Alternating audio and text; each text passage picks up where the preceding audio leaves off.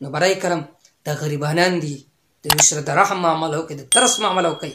الله دا کولی شي تا په روډ باندې کښېنئ او کم چې ستا په دکان کې ناست دی په کرای باندې دې مالک جوړ کړي الله تعالی الله ته څه مشکله نه ده لهذا د رحم او د ترس معامله کوئ او د انډواسونه چې کوم تاسو شروع کړي دي د دې نه بالکل ځان بچ وساتئ دا یو ملګري د انډواس متعلق تپوس کړی چې بعض دفعه مارکیټ کې دکانونه وي نو هغه مارکیټ والا وایي چې مال به انډواس راکوئ 2 लाख 3 लाख और د هغې نه بعد به تاله دکان راکوم د دې شرعي څه حکم دی د دې جواب دا دی ګوره دا انډواس چې د دې دا مالک علي د دې دکاندار نه د دې شرعي تکلیف څه دی دا څه شی دی دا قرض دی که دا امانت دی قرض خو کیدی نشي ځکه دې ته قرض وایي نو صریح به سود دی کل قرض جر نفعا فهو ربا هر هغه قرض چې ځان سره نفع راکنج کړي په سود کې راسي او که ته وایي دا امانت دی نو دا د امانت استعمال خو به جایز نه دی حال دا دی دا کم مارکیټ والا دکان والا چې کم انډواس اغستی دی نو دی ځان په خپل کاروبار کوي ځان په خپل کاروبار چلی به دا خلک وایي نه دا سکیورټي ده سکیورټي د څه لپاره ده وایي که سبا دا سړی وتښتي پاکستان به سړی وتښتي شناختی کارډ نمبر تی والا فون نمبر تی والا دغه پلان نشي تښتېدی ته څنګه سکیورټي والي بلکې نومونه والا بدل کړي کله وایي دا سکیورټي ده کله وایي دا دی کله وایي دا ده نن زمانه کې خلک پریشانه دی سړي ته دکان نه میلاویږي ولې نه میلاویږي دکان ځکه نه میلاویږي چې د دکان مالک هغوی ماله 5 लाख راکړه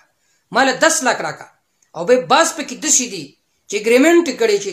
15 کالو پورې به د دکان تا سره او 5 کال نه بعد به د دکان ماته حواله کوي به 15 کاله بعد د دکان مالک وي چې انډاس به ته ماله اضافي طور باندې راکوي مخکې به 5 लाख اخیستي 5 लाख به نورې راکوي هله به دکان کې وخت کې نو هغه غریب خپل دکان چلولی وي هغه خامخا هغه به د یو نه قرض کوي د بل نه به قرض کوي او د دپاره به 5 लाख روپۍ نورې ګوري دپاره د دې چې ما د دکان نه ونه بس دا څه مسله ده دینداره خلک هغوی د انډواس علي په هیلې بهانې والا لټوي کله وایي مونږ په تنخوا کې کټ کوو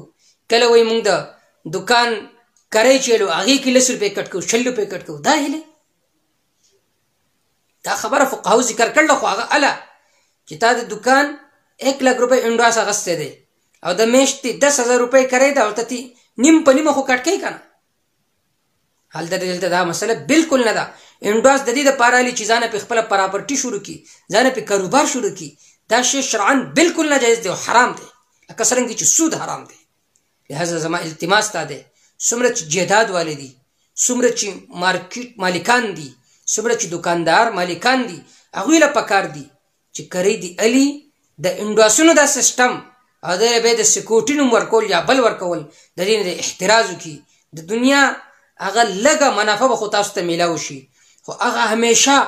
عذاب چې دی همیشه ژوند چې دی هغه به ستاسو خراب شي او همیشه عذاب مستحق به شئ تاسو د دې وجې نو برای کرم دا غریبانان دي د دوی سره د رحم معامله وکړئ د ترس معامله وکړئ الله دا کولی شي تا په روډ باندې کښېنئ او کم چې ستا په دکان کې ناست دی په کرای باندې دې مالک جوړ کړي الله تعالی الله ته څه مشکله نه ده لهذا د رحم او د ترس معامله کوئ او د انډواسونه چې کوم تاسو شروع کړي دي د دې نه بالکل ځان بچ وساتئ والله تعالی اعلم بالصواب